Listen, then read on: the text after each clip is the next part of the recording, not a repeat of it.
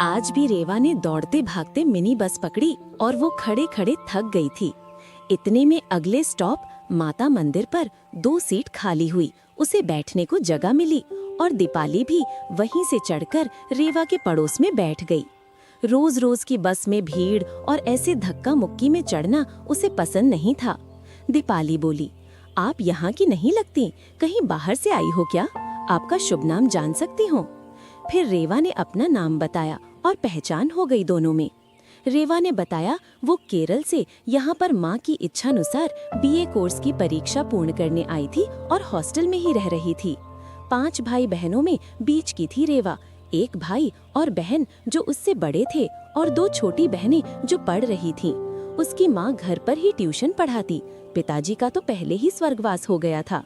वो चाहती थी कि उसके सभी बच्चे पढ़ लिखकर अपने पैरों पर खड़े रहें और 5 भाई बहनों में मुझे ही आगे पढ़ने की ललक थी। आपस में बातें करते करते पता ही नहीं चला कब ऑफिस आ गया और दोनों साथ ही में उतरी। रेवा ने कहा, दीपाली, तुम्हें भी मेरे ही ऑफिस में जाना था, मैं तो अपने बारे में बताती रही। दीपाली बोली, कोई बात नहीं, अब तो पता चल गया ना। मुझे यहाँ अवर श्रेणी लिपिक पद पर नियुक्ति के लिए प्रस्ताव पत्र आया है, उसी के लिए उपस्थिति दर्ज कराने आई थी। मेरी एक छोटी बहन है जो पढ़ रही है और पिताजी शासकीय कार्यालय में सहायक के पद पर कार्यरत हैं, पर अब उनकी सेवानिवृत्ति का समय नजदीक आ रहा है। मुझे ये नौकरी मिली रेवा जी। सभी खुश तो हैं घर में, पर सबसे ज्यादा मुझे खुशी इस बात की हुई कि चलो किसी तरह मेरा प्रयास सफल हुआ और इसी के लिए प्रयासरत थी, नहीं तो आजकल शासकीय नौकरी मिलती कहाँ है। रेवा को तो अस्थायी रूप से नियुक्त किया गया था। थोड़ी असहजता से बताने लगी कि हॉस्टल के साथ कॉलेज की पढ़ाई का खर्च और घर से बाहर रहते हुए अन्य खर्च अधिक होने के कारण हॉस्टल के पास ही एक भैया ने यहाँ का पता बताया।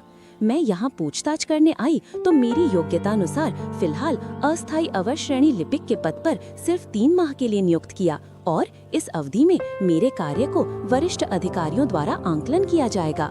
तत्पश्चात ही स्थायी करने पर विचार किया जाएगा। फिर मैंने निर्णय लिया कि मैं अपनी बीए की पढ़ाई इस नौकरी के साथ भी तो पूर्ण कर सकती हूँ। दीपाली का पहला दिन था तो वो टिफिन तो लाई, पर उसका नए नए माहौल में खाने का बिल्कुल मन नहीं कर रहा था। रेवा के ऑफिस में एक और स्टेनो थी, नीलू। दोनों ने दीपाली को पास बुलाया और कहा, ऑफिस में हमेशा सिर्फ काम काम और काम, ऐसा ही माहौल रहेगा।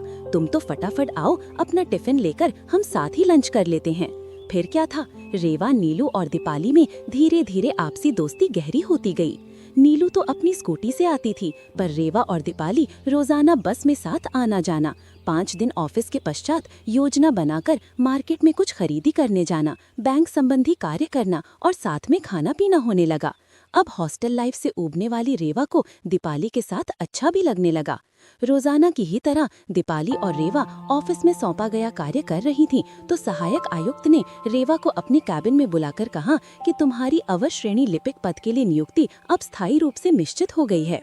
रेवा ने तुरंत ही माँ को फोन पर खुशखबरी सुनाई और उस दिन स्वयं भी बहुत ही खुश थी ये सोचकर कि अब तो मैं ग्रेजुएशन मन लगाकर पूरा कर सकूंगी।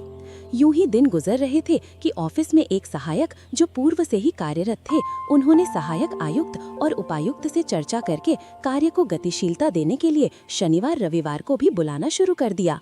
अब तो सबकी आफत होती कि आखिर अवकाश के दिन घर के भी तमाम कार्यों को पूर्ण करना होता है, पर विरोध कोई भी कदापि नहीं कर पाते।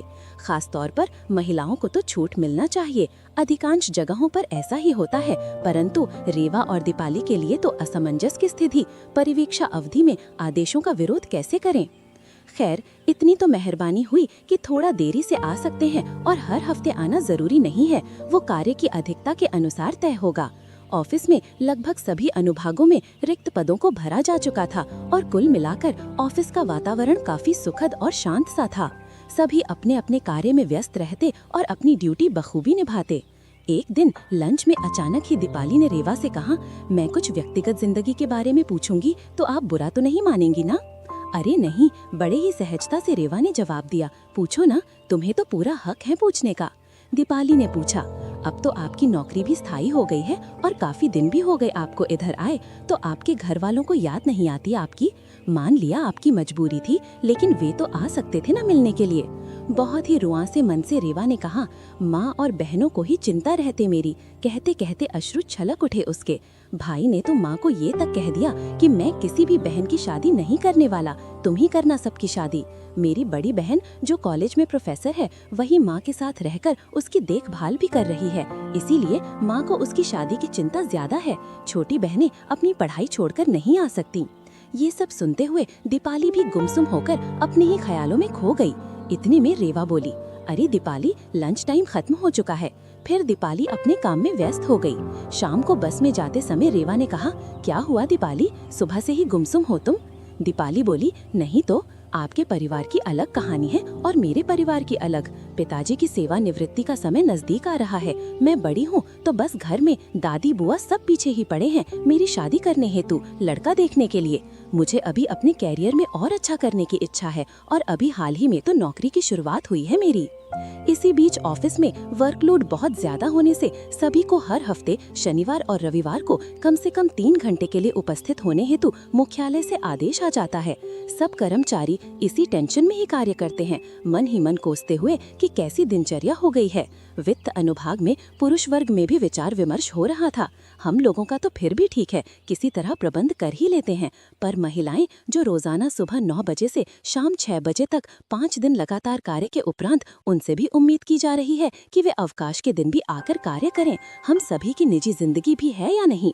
उस दिन किसी को पता नहीं था, सहायक आयुक्तों द्वारा आकस्मिक निरीक्षण किया जाना था। इसी क्रम में लखनऊ से एक नए अधिकारी श्री प्रकाश शर्मा का आगमन हो गया और वे आते ही उन्होंने उपायुक्त के आदेशानुसार अपनी सेवाएं देना शुरू कर दिया और आ गए विधिवत निरीक्षण करने। अब किसी को पता तो था नहीं, उन्होंने विचार विमर्श सुन लिया था। फिर लगे सबसे पूछने कि आप सब भी अपने अपने प्रस्ताव प्रस्तुत कर सकते हैं कि आखिर कार्यालयीन सेवा में हम सब इकट्ठा होकर कार्य का निष्पादन करते हैं तो हम सब एक परिवार के सदस्य हुए। 30 लोगों का स्टाफ मिलकर हम एक परिवार ही तो है। फिर हमारी सुविधा अनुसार हम आपस में मिलजुल कर हल भी तो निकाल सकते हैं ना। वे अलग ही विचारों के थे। फिर आजकल चल रहे ट्रेंड पर चर्चा करते हुए उन्होंने केवल एक सुझाव दिया था कि सभी लोग ऑफिस में युवा हैं और अभी अभी ही नौकरी ज्वाइन किए हुए ही हैं। मैं जहां से आया हूं वहां के अधिकतर ऑफिसों में मैंने देखा है कि साथ काम करने वालों की यदि आपसी सहमति से वे ऑफिस के कर्मचारियों के साथ ही विवाह रचा लेते हैं। ये तो खैर सबकी सोच पर निर्भर करता है, पर मैं आपको एक सुझाव देता हूँ, जरूरी नहीं कि वो माना ही जाए।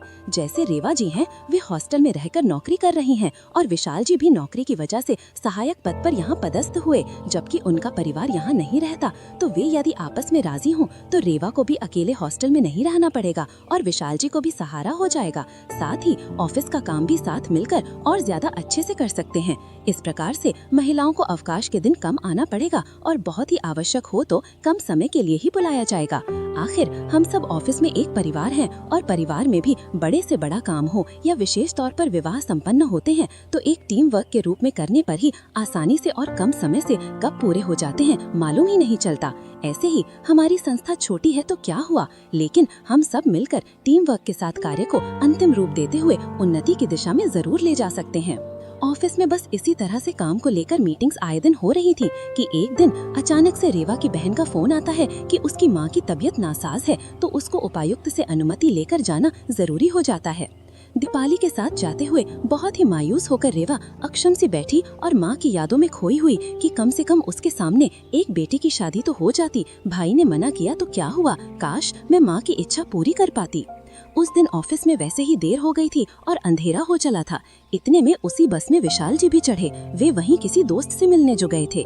फिर एकदम से देखा, अरे रेवा और दीपाली, तुम दोनों इधर कहाँ? उनमें आपस में बातें होती हैं, लेकिन रेवा गंभीर रूप से शांत थी। विशाल ने पूरी बात समझने के बाद हल निकालते हुए कहा कि इस अवस्था में तुम अकेली नहीं जाओगी केरल, मैं और दीपाली साथ चलते हैं तुम्हारे। केरल पहुंचते ही माँ की हालत देखकर रेवा के अश्रु छलक पड़े। जो नौकरी के कारण हिम्मत बांध रखी थी वो टूटती नजर आने लगी। पर ये तो नियति का खेल है साहब, एक न एक दिन सभी को इस दुनिया से जाना ही है। और बस देखते ही देखते सबकी आंखों के सामने माँ चल बसी। अब तो रेवा असहाय हो गई थी। भाई ने किसी तरह रिवाजों को तो निभाया, लेकिन वो अकेला अपनी दुनिया में खोया हुआ सा। शादी भी कर ली थी स्वयं की मर्जी से, पर वो पत्नी के साथ अलग रह रहा था। छोटी बहनों की पढ़ाई भी पूर्ण होने को थी और तो और अब तो रेवा का नौकरी करना बहुत ही ज़रूरी हो गया था। नहीं तो परिवार का पालन पोषण कैसे हो पाता। रेवा ने बहनों संग चर्चा करके फिर नौकरी पर वापस जाने का फैसला लिया।